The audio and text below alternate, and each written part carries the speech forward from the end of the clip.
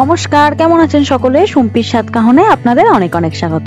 আজকে চিকেনের একটা রেসিপি বানাবো, হবে মোগলাই স্টাইলে আর একদম রেস্টুরেন্টের মতো খেতে, 5 স্টার রেস্টুরেন্টের মতো টেস্ট কিন্তু হবে বাড়ির উপকরণ দিয়ে। চলুন তাহলে রান্নাটা শুরু করা যাক। এখানে আমি 500 গ্রাম মতো বোনলেস চিকেন নিয়েছি, তার মধ্যে 1 চা চামচ লবণ আর 1 চা চামচ পরিমাণে গোলমরিচের গুঁড়ো দিয়ে ম্যারিনেট করে রেখে দেবো 2 ঘন্টা মতো। এই ম্যারিনেশনে অবশ্যই চিকেনটাকে রাখতে হবে। আপনি যদি ফ্রোজেন মাংস রান্না করেন তাহলে ম্যারিনেশনটা 2 ঘন্টা না করে 1 ঘন্টা করলেও হবে, আর যদি মাংসটা একদম টাটকা হয় তাহলে সেক্ষেত্রে 2 ঘন্টা ম্যারিনেশনে রাখতে হবে। এটাকে খুব ভালো করে মাখিয়ে ঢাকা দিয়ে রেখে দেবো 2 ঘন্টা মতো। ততক্ষণে বাকি প্রিপারেশনটা চলুন রেডি করে নিই। লাগবে পেঁয়াজ কুচি আর পেঁয়াজ বাটা, দুটোকেই আমি বেটে রেডি করে নিয়ে চলে এসেছি। এবার চলুন রান্নাটা শুরু করি। একটা ফ্রাইং প্যান বসিয়ে তার মধ্যে 3 টেবিল চামচ সর্ষের তেল দিয়েছি, দিয়ে কুচনো একটা বড় সাইজের পেঁয়াজ দিয়ে দিলাম। প্রথমে পেঁয়াজটা কুচনো দিয়েছি, পরে ভাজার জন্য পেঁয়াজটাকে বাটা হিসাবে দেব। আপনারা পুরো রান্নাটা একদম সেম প্রসেস ফলো করে দেবেন। সামান্য একটুখানি লবণ দিয়ে দিলাম পেঁয়াজটা হালকা নরম হওয়ার জন্য। এরকম ছোট ছোট টিপস আপনি সুম্পির স্বাদকণের প্রত্যেকটা ভিডিওতেই পেয়ে যাবেন। অবশ্যই দেরি না করে চ্যানেলটিকে সাবস্ক্রাইব করে পাশে বেল আইকনটি প্রেস করে দিন, নিত্য নতুন ভিডিওগুলো আপনি যাতে অনায়াসে দেখতে পারেন।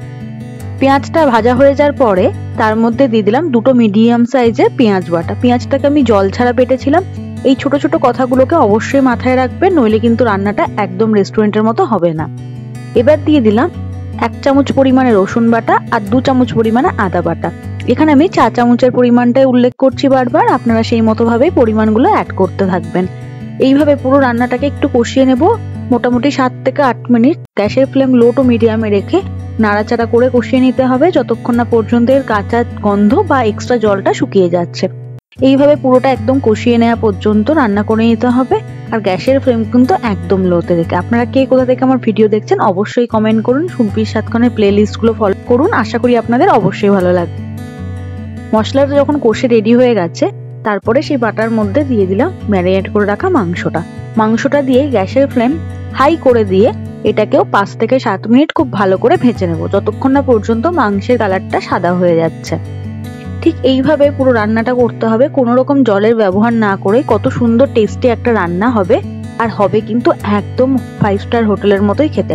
এই রান্নাটা আমি খেয়েছিলাম যখন গেছিলাম মাইসোরে ঘুরতে, সেখান থেকেই বাড়িতে এসে তারপর ট্রাই করি। এটা কিন্তু অসাধারণ খেতে একটা নর্থ ইন্ডিয়ান ডিশ, আপনাদেরও অবশ্যই ভালো লাগবে। এবার সেটা কষে যাওয়ার পরে তার মধ্যে 1 চামচ জিরে গুঁড়ো, 1 চামচ ধনে গুঁড়ো, 1 চামচ ঝাল লঙ্কার গুঁড়ো, সামান্য হলুদ গুঁড়ো আর 1 চামচ পরিমাণে কাশ্মীরি লঙ্কার গুঁড়ো ব্যবহার করা হয়েছে। সবকিছু মশলাগুলো শুকনো পরিমাণে দিয়েই খুব ভালো করে নেড়ে নেব। এই সময় গ্যাসের ফ্লেম লোতে রাখতে হবে যাতে মশলা কোনোভাবেই পুড়ে না যায়। মশলাগুলোকে ভালোভাবে মাখিয়ে নিতে হবে যতক্ষণ না পর্যন্ত মাংসের মধ্যে মিশে যাচ্ছে, ততক্ষণ পর্যন্ত নেড়ে নিতে হবে। 2 থেকে 3 মিনিটে সেটা কমপ্লিট হয়ে যাওয়ার পরে এটাকে আবার ঢাকা দিয়ে রান্না করে নিতে হবে আরো 3 থেকে 4 মিনিট পর্যন্ত। এইভাবে প্রত্যেকটা স্টেপ আপনি ফলো করে করতে থাকলে কোনো রকম অসুবিধা হবে না। আর পরিমাণগুলো আমি একদম ডিটেলসে আপনাদের সাথে শেয়ার করে দিই যাতে আপনাদের কোনো রকমই বুঝতে সমস্যা না হয়। 3 মিনিট পরে আমি ঢাকনাটা খুলে নিলাম। বেশিক্ষণ ঢাকা দিলে জল ছেড়ে যাবে, তাই অল্প পরিমাণ ঢাকা দিয়ে কিন্তু ঢাকনাটা খুলে নিতে হবে। এরপরে এর মধ্যে 2 টেবিল চামচ পরিমাণে দিয়ে দিয়েছি টমেটো সস। এই উপকরণটা কিন্তু অবশ্যই দিতে হবে। টমেটো সসের জায়গায় টমেটো বাটা ব্যবহার করলে টেস্টটা কিন্তু একদম অন্যরকম হবে, তাই কিন্তু টমেটো সস যেটা বাজারে কিনতে পাওয়া যায় সেটাই দিতে হবে। আমি এখানে কিষানেরটা ব্যবহার করেছি, আপনারা যেটা হাতের কাছে পাবেন সেটাই ব্যবহার করতে পারেন। আবারও ঢাকা দিয়ে 5 থেকে 7 মিনিট রান্না করে নিলাম। এই পরিমাণে দেখুন জল ছেড়ে দিয়েছে। এই পর্যায়ে কিন্তু যতক্ষণ না জল ছাড়ছে ততক্ষণ ঢাকাটা দিয়ে নিতে হবে। আপনি মাঝে মাঝে খেয়াল করে নেবেন, আর যদি অসুবিধা হয় একবার ঢাকনা খুলে খুন্তি দিয়ে এরকম ভাবে নাড়িয়ে নিতে পারেন যাতে এক্সট্রা জলটা বেরিয়ে যায়, আর তখন অর্ধেক মাংসটাও কিন্তু খুব ভালোভাবে সেদ্ধ হয়ে যাবে। এইভাবে ধীরে ধীরে গ্যাসের ফ্লেম লো টু মিডিয়ামে রেখে রান্নাটা করতে হবে, তাহলে মাংসটাও খুব ভালোভাবে সেদ্ধ হবে আর গ্রেভির ফ্লেভারটাও খুব ভালোভাবে অ্যাবসর্ব হবে, আর রেসিপিটা হবে অসাধারণ। যখন জলটা হালকা শুকিয়ে যাবে, তেল ছেড়ে গেলে তার মধ্যে 1 মুঠো পরিমাণে কাসুরি মেথি নিয়ে খুব ভালো করে ক্র্যাশ করে দিয়ে দিয়েছি। আপনি চাইলে এটাকে হালকা রোস্ট করেও দিতে পারেন, তাহলে কিন্তু এর ফ্লেভারটা দ্বিগুণ ভাবে আসে। এইরকম ছোট ছোট টিপসের জন্য অবশ্যই সুম্পির স্বাদকণকে সাবস্ক্রাইব করে একটা লাইক দিয়ে চ্যানেলের পাশে থাকুন। কাসুরি মেথিটা দিয়ে 1 মিনিট মতো রান্না করে নেওয়ার পরে দিয়ে দিলাম 50 গ্রাম পরিমাণে ফ্যাটানো টক দই।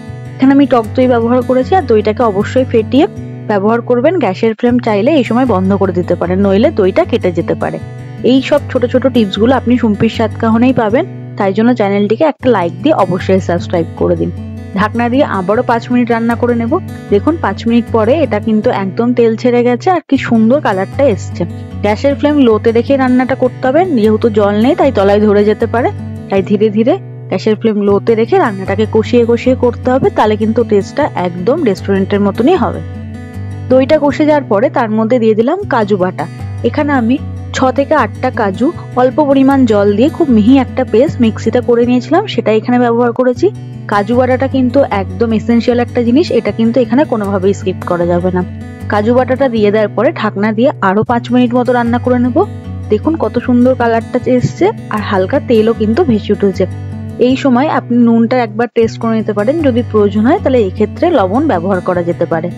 এই পর্যায়ে আসার পরে আমি এখানে 1/2 চা চামচ পরিমাণে লবণ আর 1/2 চা চামচ পরিমাণে গোলমরিচের গুঁড়ো দিয়েছি। এখানে স্বাদ অনুযায়ী আপনারা লবণটা দেবেন, আর যদি ঝাল কম খান তাহলে সেক্ষেত্রে গোলমরিচটা স্কিপ করতে পারেন। খুব ভালোভাবে মিশিয়ে নেব, যতক্ষণ না পর্যন্ত মিশে যাচ্ছে ততক্ষণ রান্না করে নেওয়ার পরে শেষে 1 চামচ পরিমাণে গরম মশলার গুঁড়ো ছিটিয়ে দিয়ে ঢাকনা দিয়ে রেখে দিলাম 10 মিনিট। 10 মিনিট পরে আমি আপনাদের দেখাচ্ছি অত ক্রিমি একটা টেক্সচার এসছে, আর এটা খেতে কিন্তু অসাধারণ লাগে, রুটি পরোটার সাথে জাস্ট অসাধারণ। আশা করি ভিডিওটা আপনাদের ভালো লেগেছে।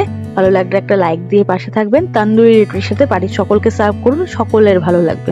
তান্দুরি রুটির রেসিপিটা কমেন্ট বক্সে দেয়া থাকলো, আশা করি সেখান থেকে আপনারা দেখে নিতে পারবেন। দেখা হচ্ছে পরের ভিডিওতে, সকলে ভালো থাকবেন। Thank you.